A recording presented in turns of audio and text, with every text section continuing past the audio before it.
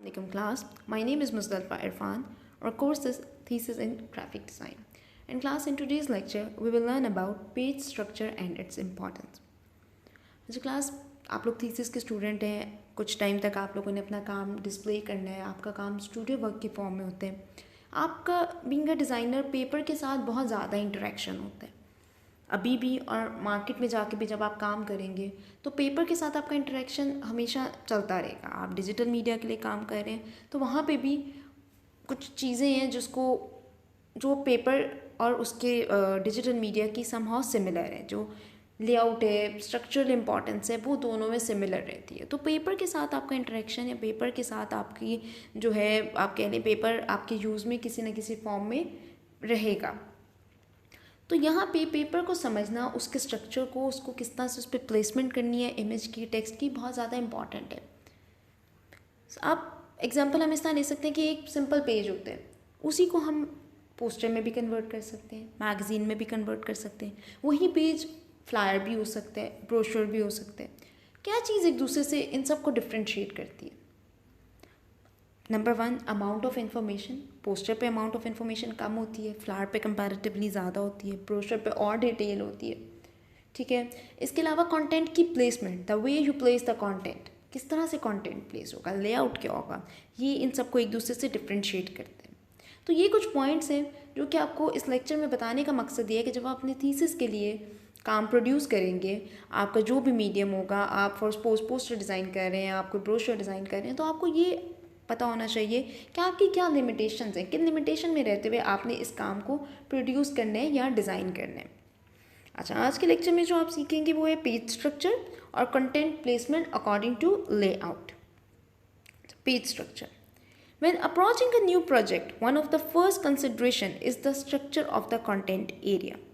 ठीक है. जब भी कोई आपके पास प्रोजेक्ट आता है, आपका थीसिस प्रोजेक्ट है, आपका कोई क्लाइंट की जॉब आई है, सबसे पहले उसके अंदर ये देखना बहुत इंपॉर्टेंट है कि आपका कंटेंट एरिया कितना है. ठीक है. उसका स्ट्रक्चर क्या होगा, आपका कंटेंट है कितना जो आपने प्लेस करने. The possibilities for size, proportion, live area and the way in which the viewer interact with the piece through folding, reading across page और even the way it held are nearly endless. ठीक है. अब वो जैसे मैंने पहले आपको बताया, वो पोस्टर है, वो कोई ब्रोशर है, वो कोई फ्लायर है, वो मैगज़ीन ऐड है, वो बुकलेट के फॉर्म में है, पॉपअप बुक्स हैं, क्या चीज़ है, उसके आपके पास एंडलेस पॉसिबिलिटीज़ हैं.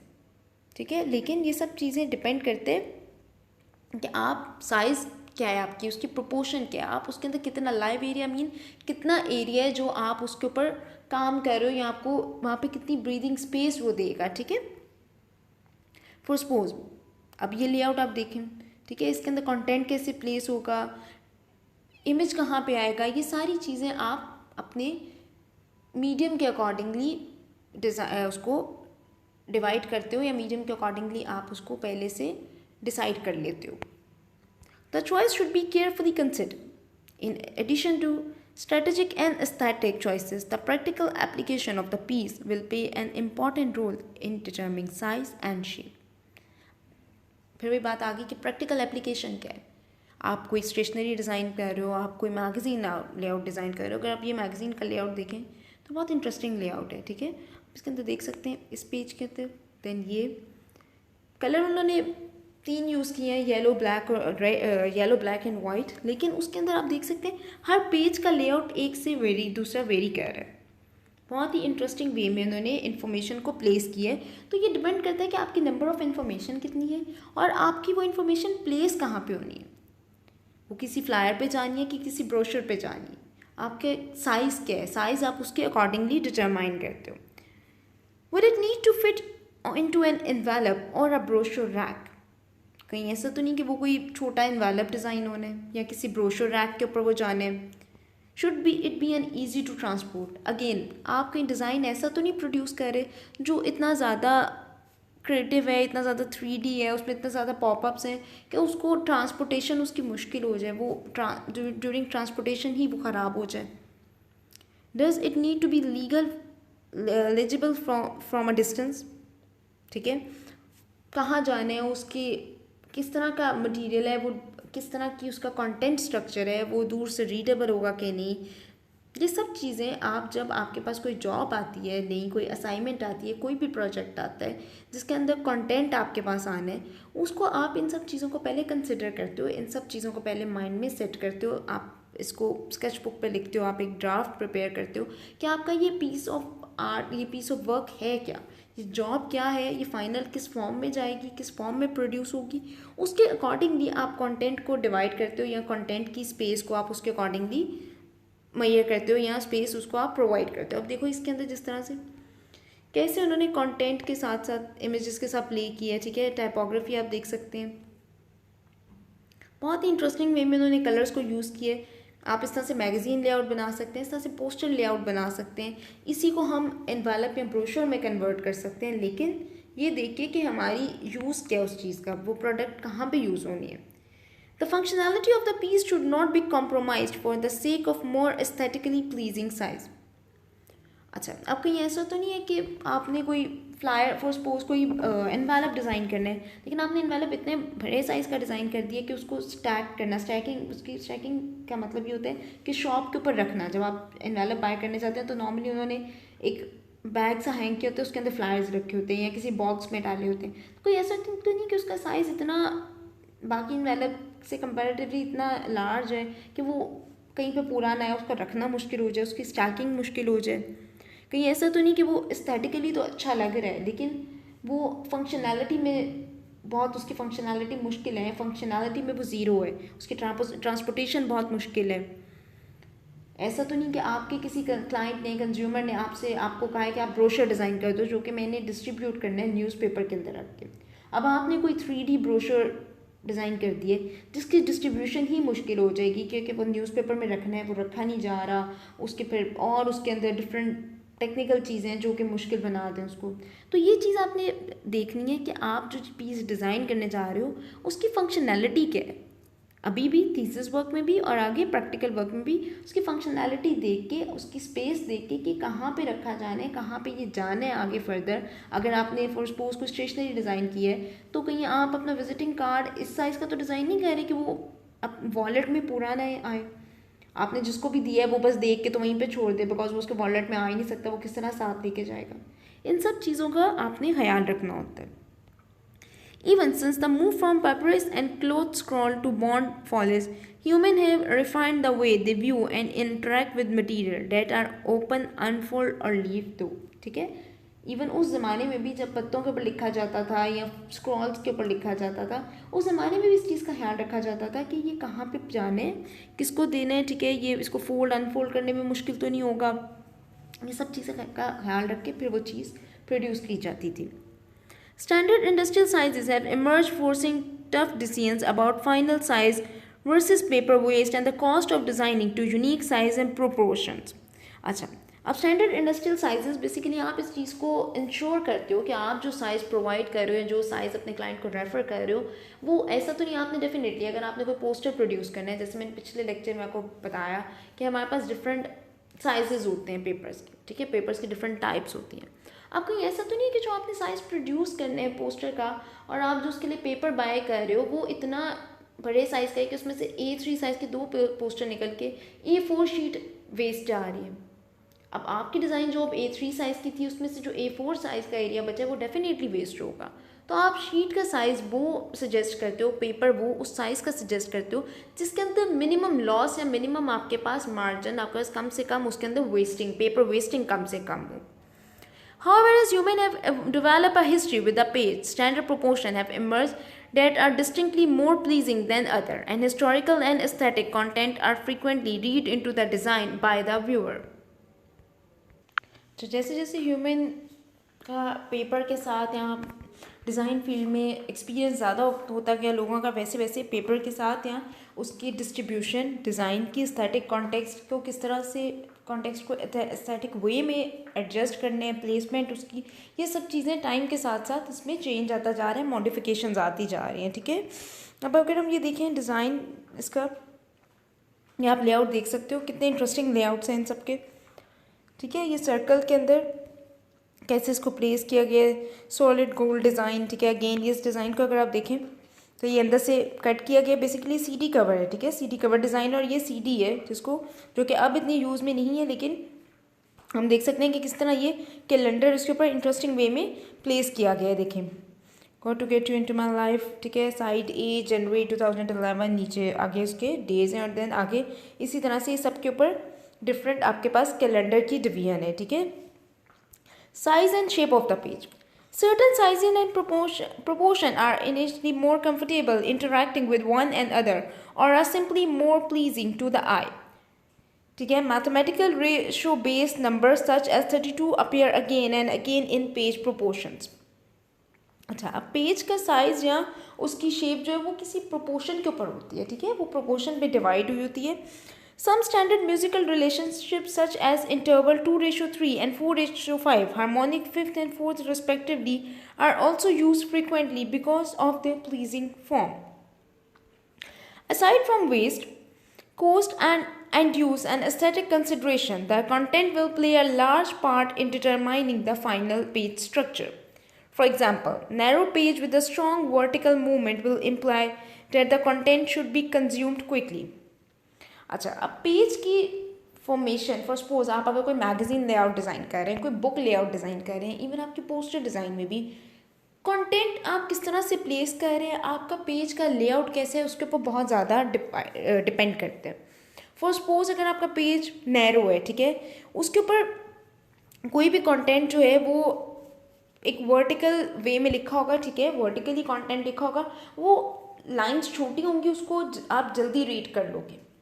कंपैरेटिवली अगर आपके पास स्क्वायर लेआउट है, स्क्वायर लेआउट के अंदर माइट भी आपने कंटेंट को थोड़ा ज़्यादा लॉन्ग वे में लिखा हो, जिससे हमने ग्रिड्स की बात की कि अगर पेज 3 ग्रिड्स में डिवाइड है तो माइट भी आपने 2 ग्रिड्स को ज्वाइन करके उसके ऊपर कंटेंट लिखा हो, तो उसको पढ़ने में थोड़ा ज़्यादा टाइम लगेगा। Shorter line length will result in an easier read since the eye does not have to travel far from the end of one line to the start of the next. अच्छा, एक जो journal इस पर formula apply किया जाता है किसी भी मैगजीन डिज़ाइन करते थे या कहीं भी कंटेंट आप जब डिज़ाइन करो, तो कोशिश की जाती है कि एक लाइन के अंदर 9 वर्ड्स जो हैं वो human I easily 7 to 9 words को ईजिली आप रीड कर सकते हो। उससे ज़्यादा पे आपकी आंख थकने लग जाती है, आपका माइंड थक जाता है। तो 7 तक या 9 के बाद नेक्स्ट लाइन स्टार्ट हो जाती है, ताकि आपको एक तो उसमें एक आपको ब्रेक मिल जाए, नेचुरल एक ब्रेक, आप एक लाइन के बाद थोड़ा सा एक पॉज आएगा, देन आप अगली लाइन पे जाते हैं, तो इसकी वजह से आपके आई को, आपके माइंड को एक ब्रेक मिलती है, उस लाइन को, उस कॉन्टेक्स्ट को समझने का मौका मिलता है, ठीक है। और आगे अभी आप देख सकते हैं, part of the reason newspaper column are set narrow. अब जैसे न्यूज़पेपर के अंदर हमने बात की थी, न्यूज़पेपर की ग्रिड की डिवीजन की बात की थी, उसके नैरो कॉलम्स होते हैं।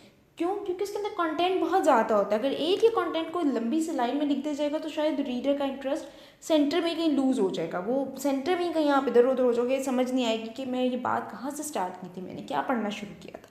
तो इसलिए कोशिश की जाती है कि न्यूज़पेपर का कंटेंट नैरो कॉलम्स में रखा जाता है। उसके 8 कॉलम्स होते हैं, जैसे हमने पब्लिकेशन डिज़ाइन में न्यूज़पेपर में स्टडी किया था।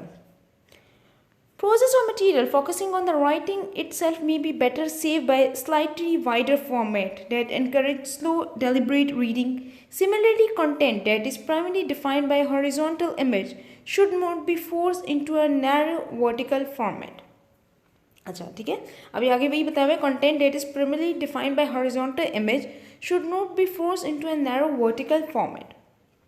तो हम हमेशा अपने लेआउट के, अपने जो भी आपके पास एरिया है उसके अंदर आप देखते हो कंटेंट कितना आना है, उसके अकॉर्डिंगली पेज की फॉर्मेशन आप डिवाइड करते हो, पेज का कॉन्टेक्स्ट को आप डिवाइड करते हो कि कंटेंट किस तरह से उसकी डिवीजन होगी, इमेज कहाँ पे प्लेस होगा, कहीं कंटेंट इतना ज़्यादा तो नहीं जैसे मैंने पहले बताया कि वो रीडर का इंटरेस्ट उसमें लूज़ हो जाए, या कहीं ऐसा तो नहीं इमेज उसको बहुत ज़्यादा ब्रेक कर रहा है, या ऐसा तो नहीं कि इमेज बिल्कुल ही एंड पे कॉर्नर पे चला गया जिसकी वजह से इमेज के ऊपर से आपका व्यूवर का बिल्कुल उसकी अटेंशन उस पर जा ही नहीं रही, इंटरेस्ट उसमें ख़त्म हो जाए। Content rife with complicated diagrams should not be shrunk to fit into a small size, and content requiring the use of long multiple row table may be best served by strongly vertical page. अच्छा, अब ये कोशिश नहीं की जाती कि ऐसी diagram जो कॉम्प्लेक्स है या जो कॉम्प्लिकेटेड है, जो डिटेल डायग्राम है, उसको छोटी जगह पे फिक्स करने की कोशिश नहीं की जाती। ट्राई की जाती है कि लेआउट में उसको मैक्सिमम स्पेस प्रोवाइड की जाए और उसके साथ फिर कंटेंट को उसके अकॉर्डिंगली प्लेस किया जाता है, ताकि आपका जो व्यूअर है, जो आपका रीडर है, उसको कंटेंट उस डायग्राम पे भी इक्वली फोकस करे और कंटेंट के ऊपर भी इक्वली फोकस कर सके।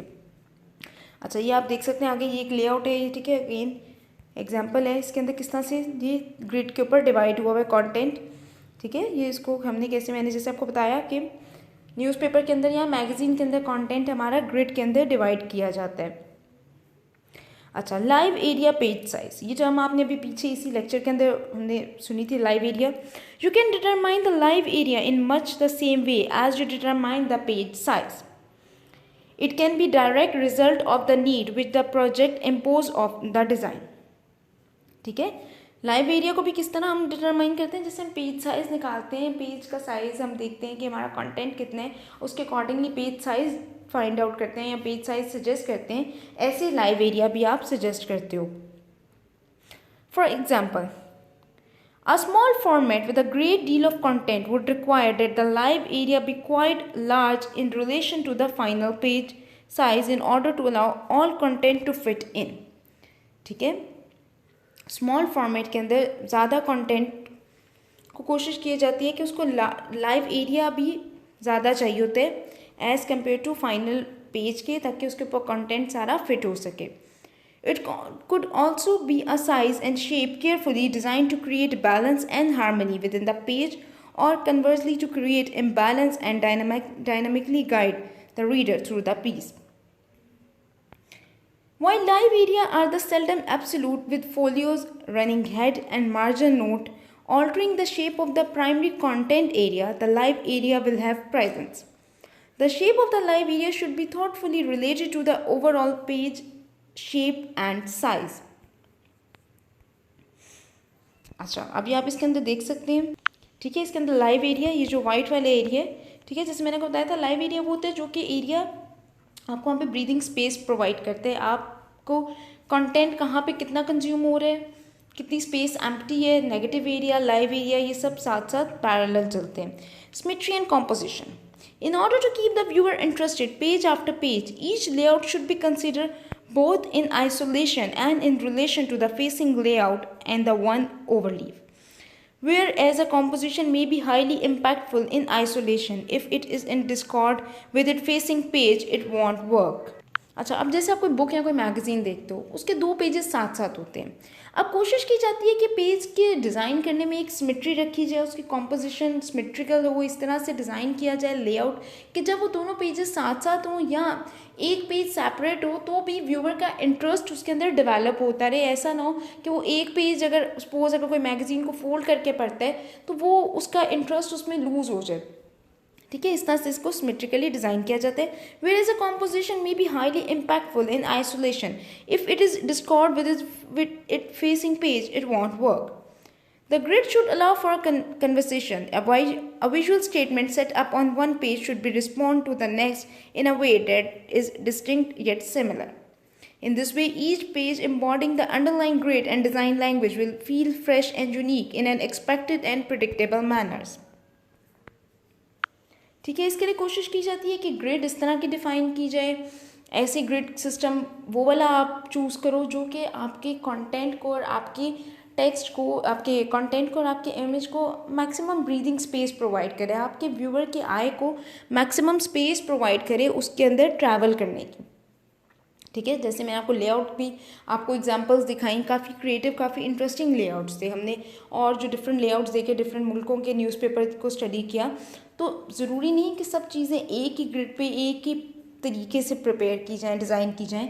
आप उसके साथ एक्सपेरिमेंट कर सकते हो, और सबसे बेस्ट वे, स्पेशली जब आप कोई बुक डिज़ाइन करते हो, कोई मैगज़ीन डिज़ाइन करते हो, जितने आप व्यूवर को उसके अंदर अपने रीडर को ब्रीदिंग स्पेस दोगे, उसके आई को ट्रैवल करने की स्पेस दोगे, उतनी वो बुक जो है उसको रीडर को पढ़ने में या वो पीस ऑफ जो भी इंफॉर्मेशन है उसको पढ़ने में मज़ा आएगा, एज़ कम्पेयर टू कि एक पेज के ऊपर इतनी सारी इन्फॉर्मेशन डाल दी गई है, उसमें कोई सिमेट्री नहीं है, कोई हार्मनी नहीं है, वो कभी भी आपके जो व्यूवर है, जो आपका जो भी उसका रीडर है, उसका इंटरेस्ट उसमें डेवलप नहीं हो सकेगा, बिकॉज उसको वो पढ़ने से ज़्यादा वो उसके ऊपर जब वो देखेगा तो वो उसको माइंड के ऊपर एक हैवीनेस उसकी वजह से फील होगी कि इतना ज़्यादा टेक्स्ट है, उसको कहाँ से पढ़ना शुरू करना है, देन इमेज अंदर मिक्स हुआ हुआ है, तो वो चीज़ एक मेस क्रिएट कर देगी जिसकी वजह से आपका रीडर, आपका व्यूवर कभी भी उस चीज़ के ऊपर या उस पीस ऑफ इंफॉर्मेशन के ऊपर अटेंशन नहीं देगा।